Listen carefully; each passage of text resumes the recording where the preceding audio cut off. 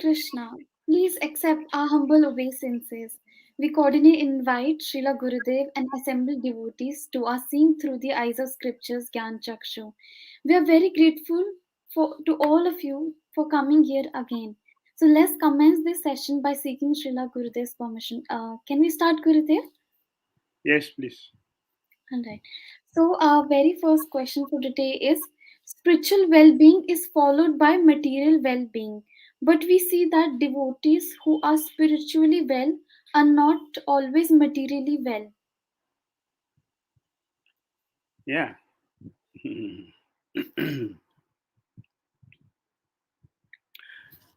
The devotees who are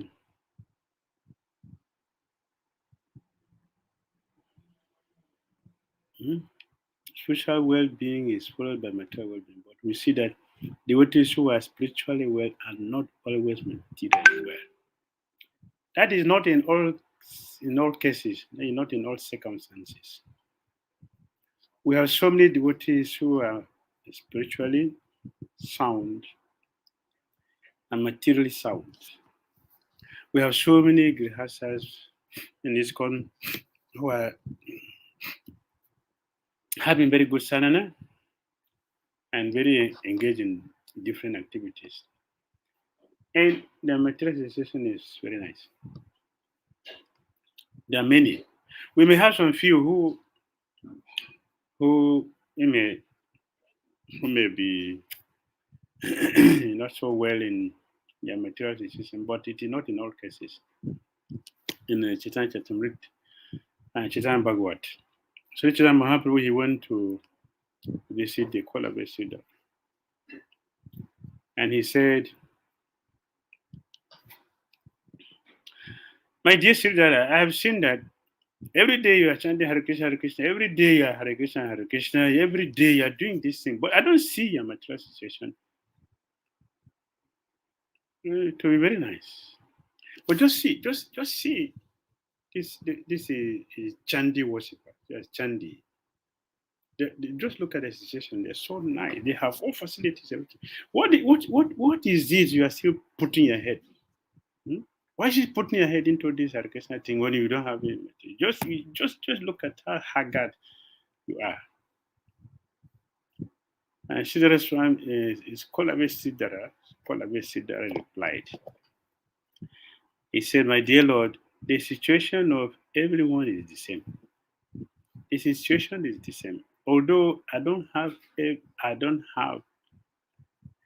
much material facilities, but you can see that I have a cloth on. I have a place to put my head, and I have something to keep the body. So it is the same thing with those who are materially wealthy. They have a place to put their head. They have the food they're eating. They have clothes to put in their body. It is the same thing. Both those who are wealthy, those who are not wealthy, it is the same principle. We can say that the quality of what they put on is different, the quality of their residence, the quality of their food is different. But the principle is that we all have these things. And according to our desires, we will be happy or not happy. After all, those who are materially wealthy are not the happiest people in the world. Those who are very, very simple and don't seem to have so much material facilities are the happiest and the joyful people. There's evidence for that. You look around the world, you can see. So it is not in all cases that we devotees who are spiritually well, they are also materially uh, poor. That is not true. That is not true. Even if I want to give personal example, yes, we are not materially bad. Or look at the temple. Look at the temple being managed. Here in West Africa, we don't have a source of maintenance. We don't have a source of maintenance and income. But you see that at the end of the month, heavy amount of money is spent. Where we get the money from? It's Christian who supply. So we are eating, we are sleeping, in a house, a good quality house. So everything is going on. So we should not misunderstand what is reality from the illusion of material existence. All right? Yes, Fearless. Thank you, sir. So our next question is: we have seen that devotees are getting problem in life. In fact, more than normal devotees. So how do we understand this in an encouraging spirit? Everyone in this material world, devotee or not devotee, will have problem. Problem is there for everyone. Everyone. You have money, you don't have money. It is material world is meant for the Dukalayam and such a time.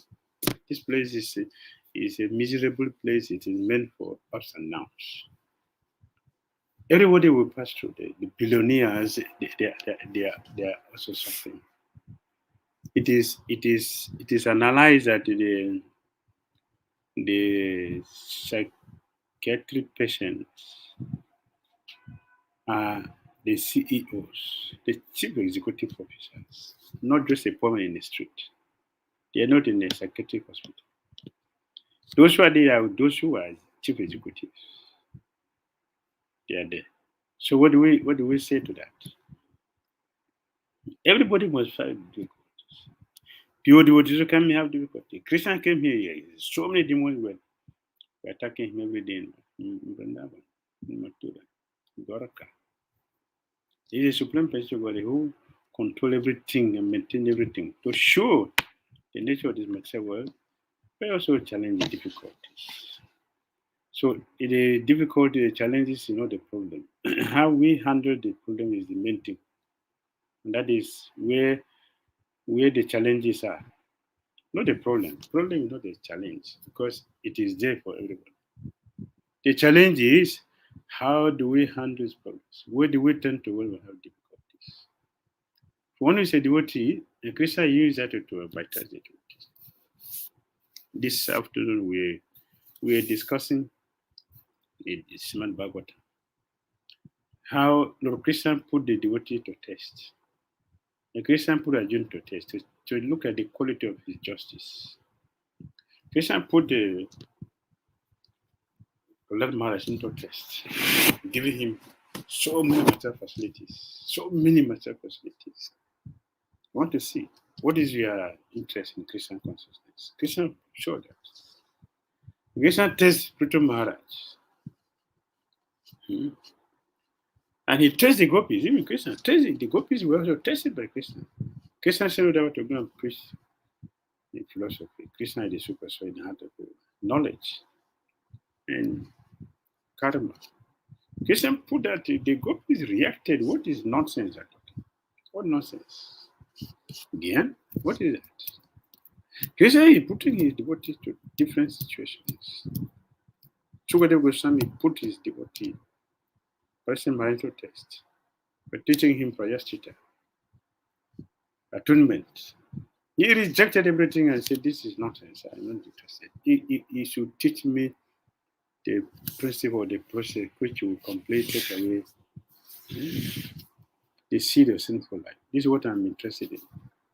So first, Sukadeva Goswami was very happy and his student is very intelligent and is following the principle nicely. So we will always have problems with challenges. How we deal with it, that is the issue. The problem is not the issue, but we will get it here. If you don't want problem, the only place can be free is when we are back to God in the spiritual world. There is no problem because there is nothing inauspicious. Everything is completely perfect and complete. Like Krishna, perfect and complete.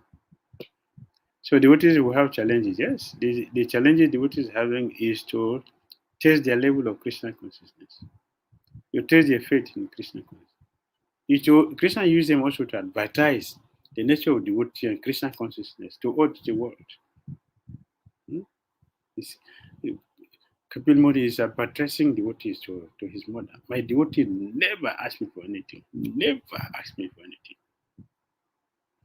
Even if I force them to take it, they would never reject. So when I ask them, my devotee, what do you want? just service. That's all they wanted. So Krishna is very happy to glorify his devotees. Mm. And Chaitanya we are asking all the devotees to come and ask for boon. Ask for anything you want. Everybody came with a list. The only person who did not come was Kola Besile, who was considered the poorest person at that time. He didn't come. And Chitam Mahaprabhu has to force him to come. Have to sensible, go and bring him here. And when he came, Chitam Mahaprabhu offered him something, he rejected all. He rejected all. So what do you want? I want you to come and fight with me every day in bargaining. Huh? My good. That's what I want. So devotees are not fools, they're the most intelligent and first class people. Yes, in the world, the universe. So we should not look at externally, we should look internally and see what Krishna is doing with his devotees. Why all those challenges are there. On our condition level, we see all the challenges to be something bad, but how it is not bad. If it is bad, Krishna will not give it to his devotees. Because Krishna does not neglect his devotees. Even new high devotees, they are being protected by Krishna. So what about pure devotees? How much more Krishna will protect them? What they are. So devotees are always victorious, and Krishna clearly mentioned that to make it very clear that devotees are fully protected. All right. Yes, Gurudev, thank you so much for explaining this beautifully. Our next question is, when we are awake, we are in some state of consciousness, in Krishna consciousness. So, how can we be in Krishna consciousness while dreaming or being in a deep sleep to perfect our lives? Sorry, should the last parts? Yes, yes. So, how can we be in Krishna consciousness while we are dreaming or in a state of deep sleep to perfect our lives?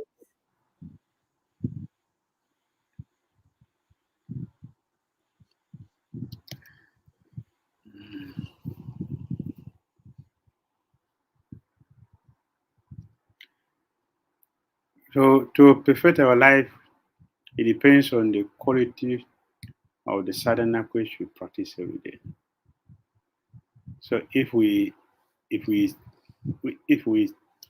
chant very nicely, if we hear very nicely, if we serve very nicely, and we are trying our best to do the whatever services we have in a very loving way, in a loving way, in in a way that spiritual master and Krishna are happy. They will be so happy that what we wouldn't understand during our physical state, they will teach us in a dream, in a sort of dream. They will teach us in a dream. Because then we're able to understand certain things which we may not be able to understand in the physical state. So it depends on how serious we are while in our Christian consciousness. By the things our desire is very strong, our determination is very strong, our faith is very strong, enthusiasm is very strong. We are practicing nicely. They will not teach us only physically, they will be teaching us also regularly in a dream. Even more confidential things will be shown to be given to us in a dream, when we are sleeping. And it's very powerful.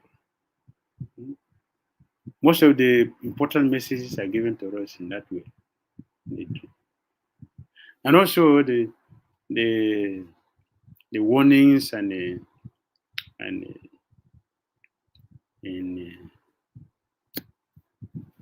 things we know to know before time, to be prepared, to be aware of. They are mostly shown to us in a sleeping state. So it depends on how serious we are. And that will draw the attention of our superiors to help us in that way. So they would teach us in many ways, both sleeping and waking state. All right. Yes, Gurudev. Our next question is, what is the major difference between Nitya Siddh and Sadhana Siddh? Between Nitya Siddh and Sadhana Siddh. Nitya Siddhi and Sadhana Siddhi. What's the difference? Yeah. Sadhana Siddhi is what we're doing.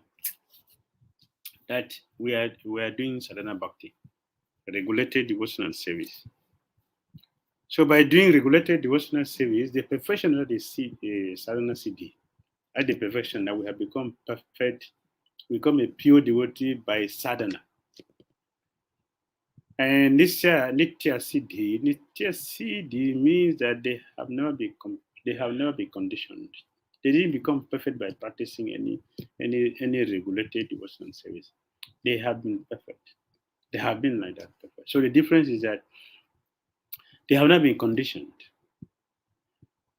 but we have been conditioned before our becoming perfect. That is the difference. But at the stage of perfection, the difference will not show that this soul has been conditioned for billions of lifetimes before coming. That did not show. When one is perfect and had gone back to Godhead, it will be the same. It will be the same. But here there is a difference. The difference is that we have lived a conditioned life and practicing sadhana, we attain perfection by that. That is the sadhana siddhi. Nitya siddhi, they have always been perfected beings. Always. That is the difference. All right. Yes, Gurudev. Our next question is it considered a Vaishnava aparadh if a devotee has a small feeling of jealousy on seeing someone has got a great devotional service opportunity and feels that they did not have that opportunity?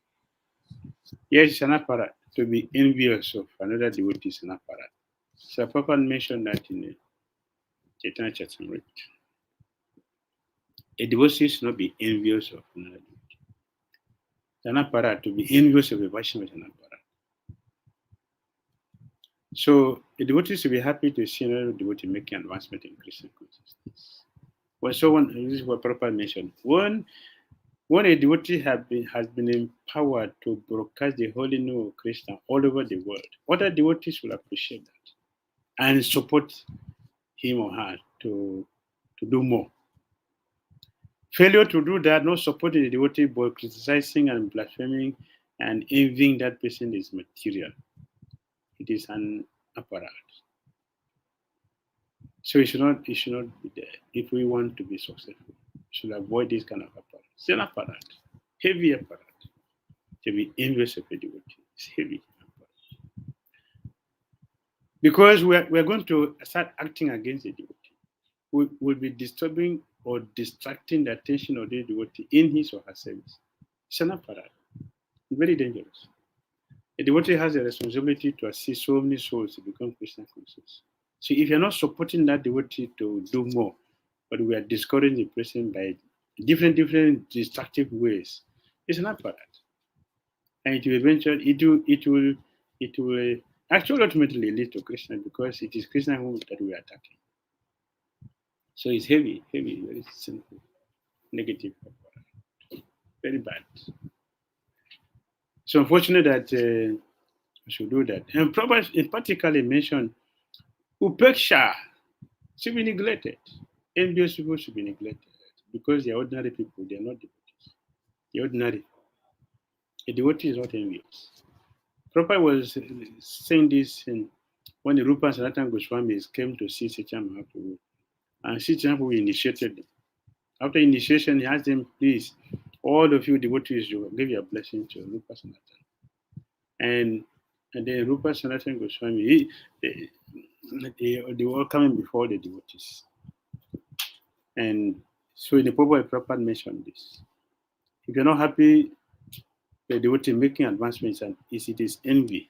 And that envy makes one dry and empty and make one ordinary person not a devotee. A devotee is happy seeing another devotee happy. That is another sign we can check how we are making progress in Krishna consciousness. if we are happy seeing the advancement of another devotee, if we are happy supporting another devotee, we are happy seeing another devotee make advancement. It is not what we say, it by how we support that devotee in his or Krishna consciousness. So this envy will manifest in different ways, and some many times have had devotee asking, "How do I know I'm envious?" That means that we are not aware that we are envious, and that means it is very very serious, very serious. At least we should be able to know that we are envious. Then we can start thinking how to work on it. But if you don't know, then it is very very dangerous, very dangerous. In the scripture, there are so many envious people, and the result of that is envy. Very very devastating, very devastating. Yes, so that is Vaishnava product. Envy should be avoided if we want to make advancement. Right? Yes, Gurudev. Thank you so much. So, our last question for today's session is: some devotees respect only senior devotees and ignore other devotees. They Mm. may be very good with senior devotees, but to devotees in general, they may not. So, how to handle such devotees as we see them getting encouraged and praised by the advanced devotees? They cannot be praised by advanced devotees. Anyone who is glorifying a neophyte devotee is himself or herself neophyte. So we should try to understand. Advanced devotee does not mean I have spent 100 years here. It is about our understanding and application of Krishna consciousness. How do we live a practical Krishna conscious life? That what it shows our seniority. Not many years. So an advanced devotee appreciate will appreciate an advanced devotee, and he will encourage those who are not less advanced. He will not exploit them, but he will encourage them to come. That encouragement should not be that should not be that a person who is disrespecting other devotees has become advanced. Disrespecting devotees is not advancement. It is a very dangerous position because, as we have mentioned many times, being being in a neophyte position is very dangerous because you can make offense to anyone, both big and small. So it should not be misunderstood. It should be clearly understood. Advanced devotee will respect everyone because advanced devotee knows that the super soul in the heart of all. She will respect everyone. If one is showing respect to senior devotee, it is not respect. It is not the respect. It's because the person is there. If the person is not there, he will do the same thing or she will do the same thing. So when the person has position, they seem to be advanced. He doesn't have a position or is fallen. That is our mistake. Oh, Radamuni was a GBC member. He was, what was he? Sukade Goswami, was he a GBC? He was a global duty officer. Was he a president of the whole body? What was his position? But they were ruling everybody because of their spiritual position. And they're very respectful too. So we should understand these things clearly so we can know how to behave in order to make advancement in our Christian conscience and become successful. So encouraging a deviant means that we ourselves we are deviant. It's not that we are advanced. And advancement is not in a position we were. It's in our spiritual quality. How much are we surrendered to Krishna? That is how advancement is calculated, or seniority is calculated. How much are we close to Krishna? How much are we surrendered to Krishna? Following Krishna's way. That is the point we should look at. Thank you, Hare Krishna.